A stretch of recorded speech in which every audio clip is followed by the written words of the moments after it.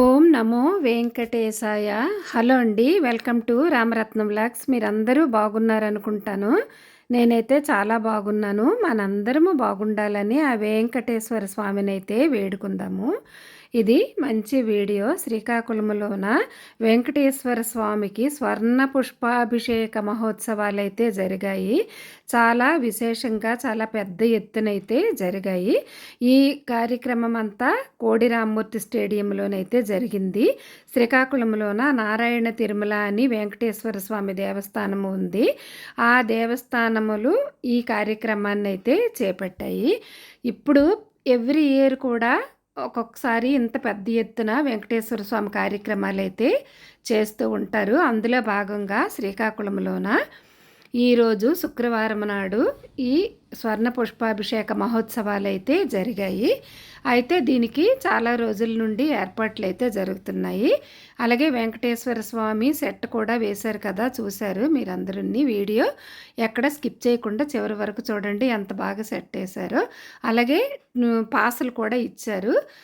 ఎవరికి వీలైన పాసులు వారికి ఇచ్చారనమాట, విఐపీలకి. అలాగే ముఖ్యమైన అతిథులకి, సామాన్య ప్రజానీకానికి ఎలా వీలైతే అలాగా ఏర్పాట్లు అయితే చాలా బాగా చేశారు. అందరికీ కుర్చీలు అవైతే సప్లై చేశారు. అలాగే మనకి టోకెన్లు ఇస్తారు కదా, ఆ టోకెన్లు ఇస్తే మనకి విష్ణు సహస్రనామ పుస్తకము, ప్రసాదము, అలాగే చేతులకి కంకణాలు అవైతే అందచేశారు భక్తులందరికీ. ఈ కార్యక్రమం ఏంటంటే 10,000 మంది దంపతుల చేత వెంకటేశ్వర స్వామికి స్వర్ణ పుష్పాభిషేకం చేయడం అన్నమాట ఈ కార్యక్రమం యొక్క ముఖ్య ఉద్దేశము. అందుకని మనకి ప్రసాదం ఇచ్చిన దానిలోనే 2 మనిషికి కంకణాలు కూడా ఆ కవర్లలో పెట్టడం అయితే జరిగింది. అయితే వెంకటేశ్వర స్వామికి స్వర్ణ పుష్పాలతో అభిషేకం చేశారు. దీనికి ఒక విశేషము ఉంది. నాకు తెలిసిన విషయాలే మీకు తెలియచేస్తాను. నారాయణ తిరుమలలో వెంకటేశ్వర దేవాలయంలో లక్ష్మీ అమ్మవారుని ప్రతిష్ఠించి 21 ఇయర్స్ అవుతుందని, ఆ సందర్భంగా బంగారు పూలతో అమ్మవారికి అయ్యవారికి అభిషేకం చేద్దామని నారాయణ తిరుమల ఆచార్యులైతే తలపెట్టారు. ఈ కార్యక్రమం అయితే చాలా దిగ్విజయంగా అయితే జరిగింది. చూసారా, కన్నుల పండుగగా జరిగింది. చాలా బాగా చేశారు. తరువాత ఋత్విక్కులు కూడా రామనారాయణము, రామతీర్థాలు, అలాగే శ్రీకూర్మము, అలాగ ముఖ్యమైన దేవాలయాల నుండి ఋత్విక్కులు కూడా వచ్చారు. ఒక్కొక్కరు ఒక్కొక్క కార్యక్రమాన్ని చేపడుతూ ఒక్కొక్క విషయాన్ని అయితే తెలియచేశారు. అలాగే మన అందరి చేత ముందుగా లక్ష్మీ అష్టోత్తర సహస్ర శతనామ సహస్ర స్తోత్రం చదివించారు నారాయణ తిరుమల ఆచార్యులు. ఆయన మైక్లో చదువుతుంటే మనము తరువాత చదువుతాము. చాలా విశేషంగా జరిగింది.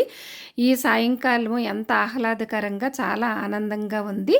లక్ష్మీ అష్టోత్తర శతనామ స్తోత్రం అయ్యాక విష్ణు సహస్రనామ స్తోత్రాలు అయితే పూర్తిగా ఆచార్యులు చదువుతుంటే భక్తులందరూ చదివినట్టయితే చేశారు. అలాగే మధ్యలోన బంగారు పుష్పాలు అందరికీ చూపించారు. బంగారు పుష్పాలకి దీపాలతో, ధూపాలతో అలంకారం చేసి చూపించారు. అలాగే నిజమైన పుష్పాలు ఆ బుట్టలతో తిరుపతిలో ఎలాగైతే తిరుమలలోని చేస్తారో అలాగే ఆ కార్యక్రమం అయితే చూపించారు. అయితే నాకు వీలైనంత వరకు వీడియో తీసైతే నేను మీకు చూపిస్తున్నాను.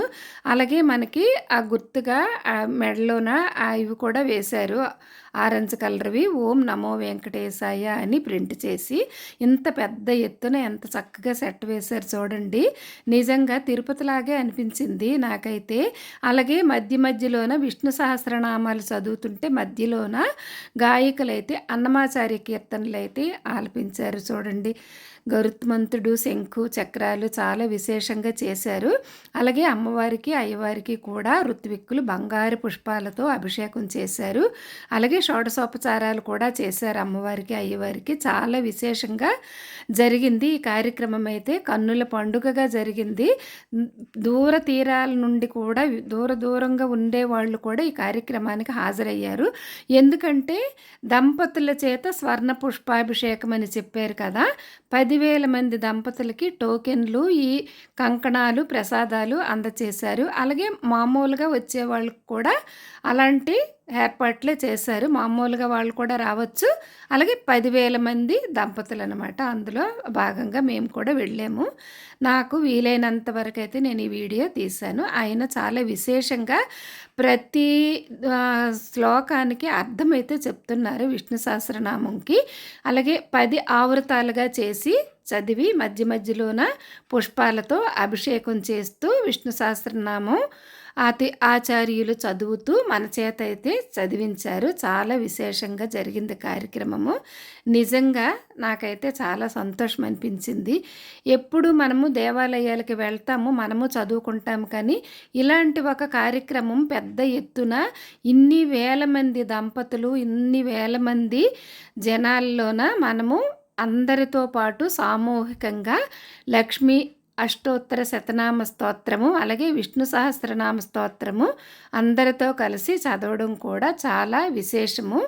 ఆ వెంకటేశ్వరుని అనుగ్రహం ఉంటేనే మనకి ఇటువంటిదైతే లభిస్తుంది. నేనైతే అలాగే అనుకున్నాను. మేము ఇది కార్యక్రమము 3 గంటల నుండి రాత్రి 9:30 ఇంచుమించు 10 గంటల వరకు అయితే జరిగింది. షోడశోపచారాలు పూర్తి చేశారు. అలాగే అష్టోత్తర శతనామ స్తోత్రం చదివించారు. అలాగే ఆవృతాలుగా విష్ణు సహస్రనామ స్తోత్రం కూడా చదివించారు. మధ్య మధ్యలోన అభిషేకాలు, ఈ బంగారు పూలతో అభిషేకము అన్నీ చేశారనమాట మధ్యలోన. తరువాత దానికి ప్రతి శ్లోకానికి అర్థాలు కూడా తెలియచేశారు. అలాగే ఎంతో వాతావరణం కూడా ఎంతో ఆహ్లాదకరంగా ఉందన్నమాట. చాలా పెద్ద సంఖ్యలోన భక్తులు చివరి వరకు అలానే కూర్చున్నారు. అసలు స్వామి దయ్యే అంతవరకు.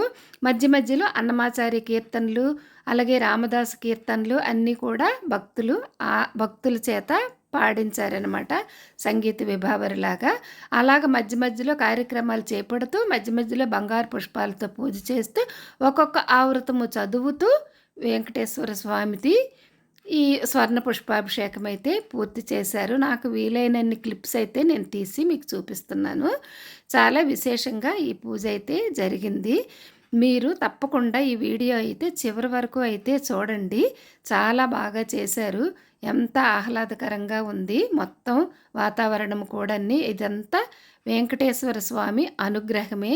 అలాగే మనందరిపైన వెంకటేశ్వర స్వామి అనుగ్రహం ఉండాలని నేను మనస్ఫూర్తిగా కోరుకుంటున్నాను.